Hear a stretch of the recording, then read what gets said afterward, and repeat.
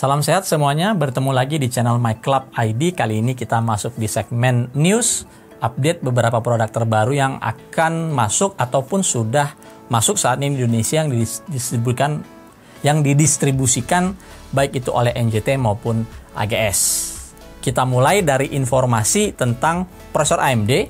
Beberapa hari yang lalu AMD merilis akan hadirnya prosesor baru APU, Accelerated Processing Unit, dari keluarga Ryzen yang kali ini diberi nama dengan Ryzen 5000G atau 5000G series yang menggunakan soket yang masih sama yaitu AM4 dengan performa uplift yang katanya jauh lebih baik dibandingkan generasi sebelumnya.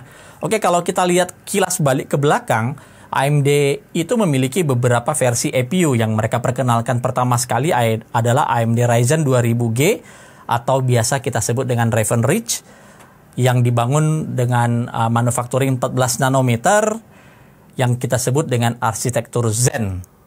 Lalu ada Ryzen 3000G atau dinamakan dengan Picasso yang dibangun berdasarkan manufacturing 12 nanometer. Lalu Ryzen 4000G atau Renoir yang dibangun berdasarkan arsitektur Zen 2 7 nanometer. Tetapi sayangnya yang Renoir ini kan tidak dijual retail, jadi hanya untuk OEM, meskipun di Indonesia saat ini Renoir bisa ditemukan dalam bundling ya, yang dijual secara bundling dan tentunya tanpa retail box. Dan yang akan dirilis di bulan Agustus nanti yang diharapkan akan bisa hadir di market Indonesia di sekitar bulan Agustus 2021 nanti adalah Ryzen 5000G atau 5000G series yang dibangun berdasarkan arsitektur Zen 3 7 nanometer.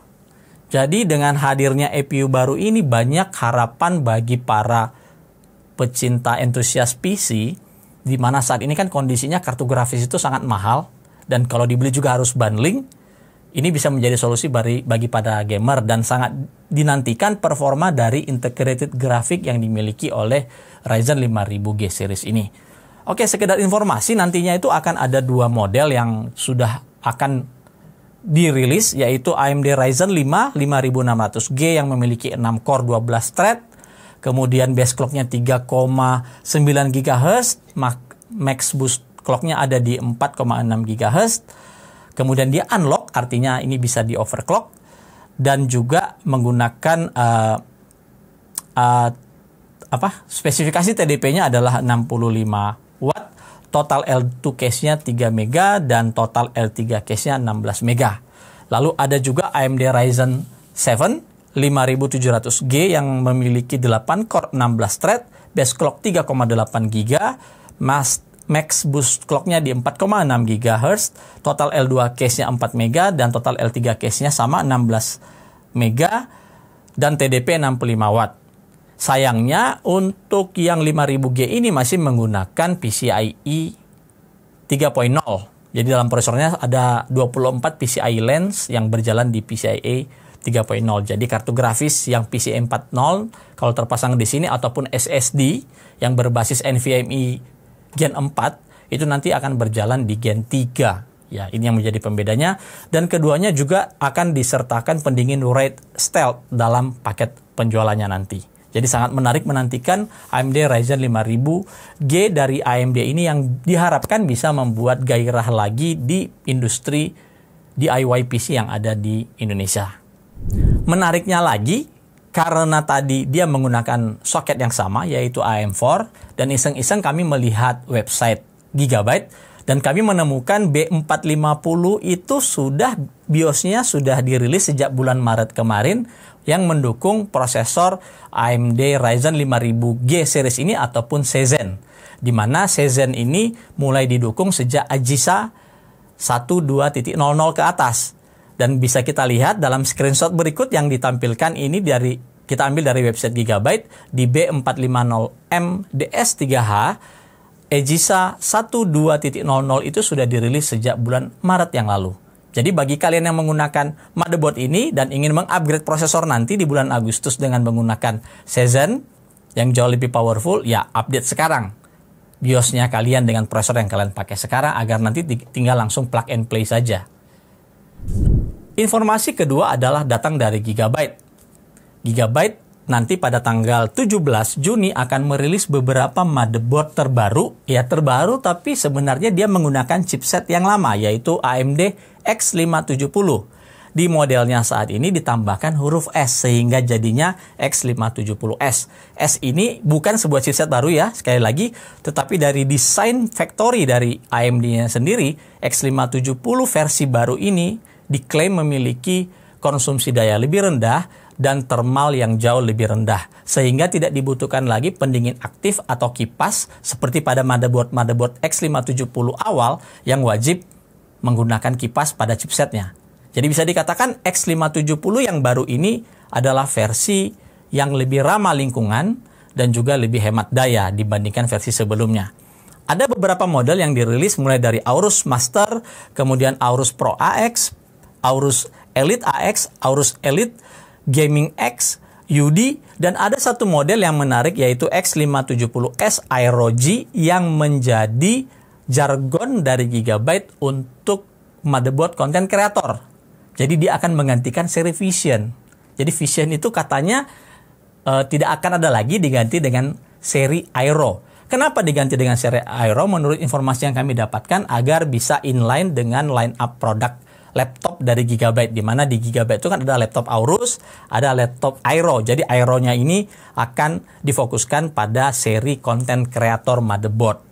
Nah, uniknya di X570S series dari Gigabyte atau Aorus atau juga Aorus atau Gigabyte ini, dia memiliki interface yang baru yang disebut atau sudah ada sebenarnya di chipset Intel Z590, yaitu port USB Type-C yang berkecepatan 40 Gbps atau kita biasa bilangnya USB 3.2 Gen 2 times 2.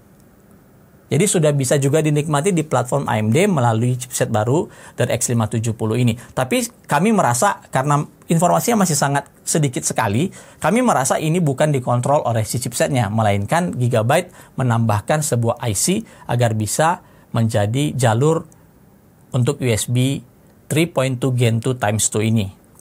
Lalu kemudian juga perbedaan lain di beberapa motherboard ini, ada beberapa versi yang akan memiliki fitur Active OC Tuner. Kalau disingkat jadinya AOCT, jadinya ini mengarah pada lomba overclocking yang pernah dilakukan oleh Jagat Review beberapa saat yang lalu ya. Jadi ada Active OC Tuner. Kami akan membahas Active OC Tuner ini secara terpisah saat nanti motherboardnya sudah kami terima ya. Kita akan bahas pada video yang terpisah ya.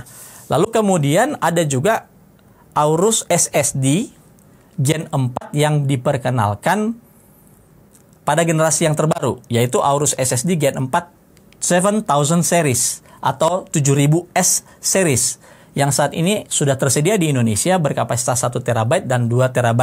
Oke, kenapa ada lagi yang new? Karena sebelumnya kan Aorus punya ya SSD NVMe dengan interface PCI Express generasi keempat. Karena yang 7000 series ini dia memiliki kecepatan baca yang hampir 2 kali lipat. Ya nggak tepat 2 kali lipat sih, sekitar 50% lebih cepat.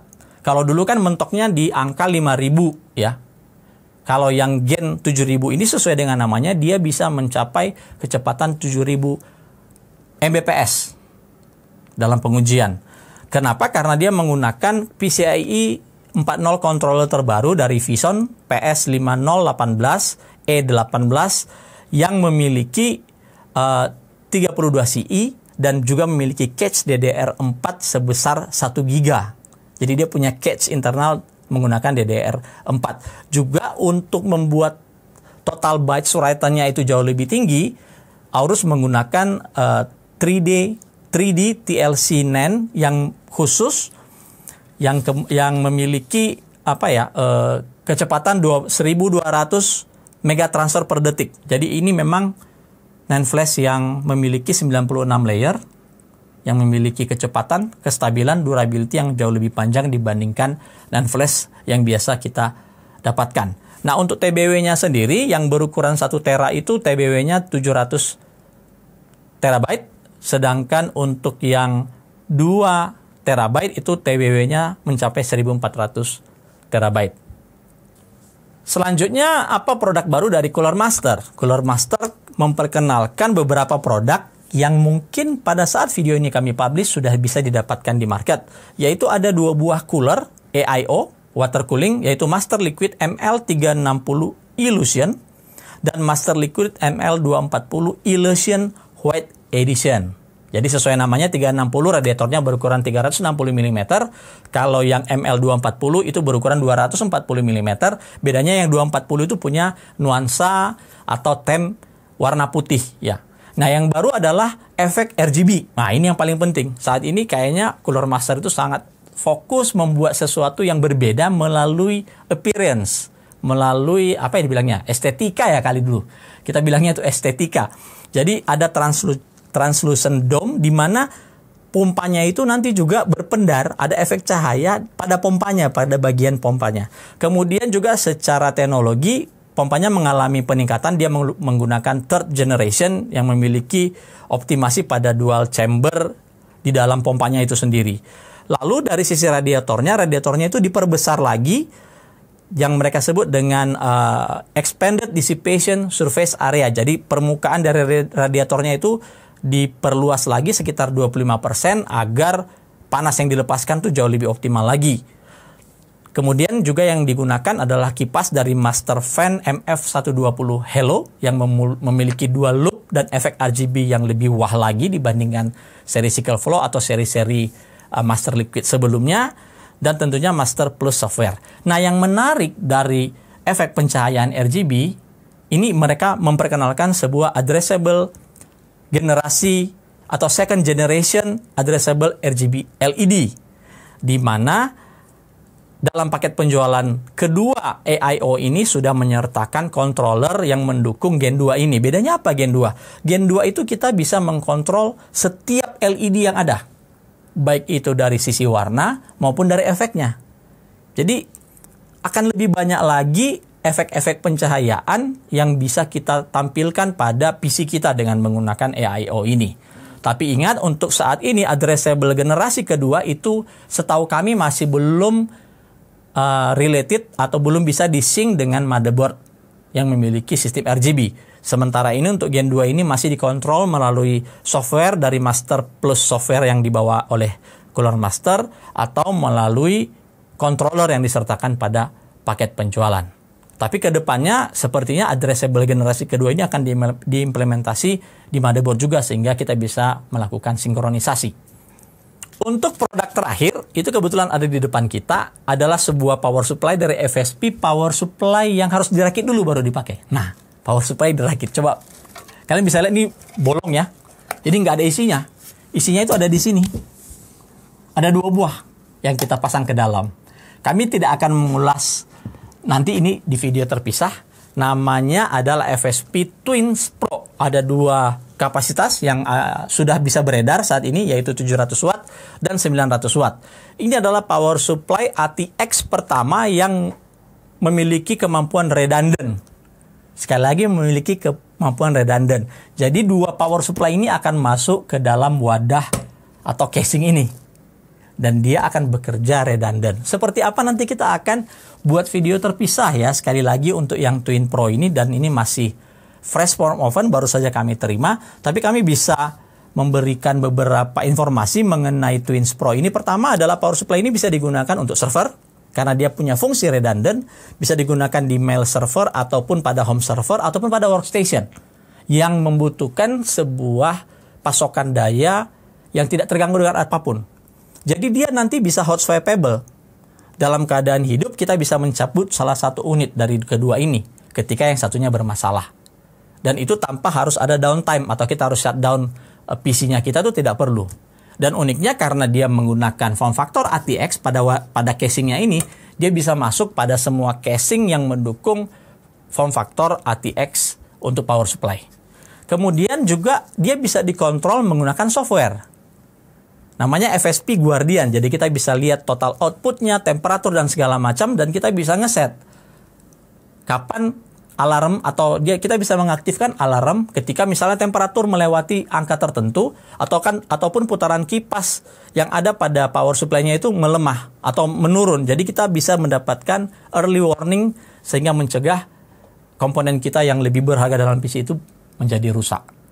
Jadi Twins Pro ini juga bisa digunakan bagi kalian yang memang ingin membutuhkan sebuah pasokan daya yang memiliki redundant atau backup. Tapi ini bukan UPS sekali lagi ya, yang bisa berjalan 24 jam, 365 hari tanpa non-stop dan tanpa harus terpengaruh dengan ada kerusakan pada power supply-nya. Ya. Lalu juga spesifikasi umumnya ya dia memiliki sertifikasi 80 plus gold, full range. Tapi karena ya teknologinya ini terhitung rumit, dia tidak memiliki fitur modular. Jadi kabelnya itu masih intact dengan bagian body dari power supply-nya. Lalu 12 volt single rail. Terus di dalamnya diklaim FSP menggunakan all Japanese capacitor. Dan juga proteksinya itu full. Ada OCP, OVP, SCP, OPP, OTP, FFP hingga UVP. Produk ini sekali lagi sudah bisa didapatkan di Indonesia dan kami sudah cantumkan linknya di deskripsi. Demikian My Club News untuk edisi kali ini. Semoga ada yang bermanfaat dari informasi yang kami share dengan teman-teman, dan tunggu konten-konten kami dengan beberapa produk yang ada di sini di video kami berikutnya. Ini ngapain ada di sini 3080 Ti, nanti jadi masalah lagi nih.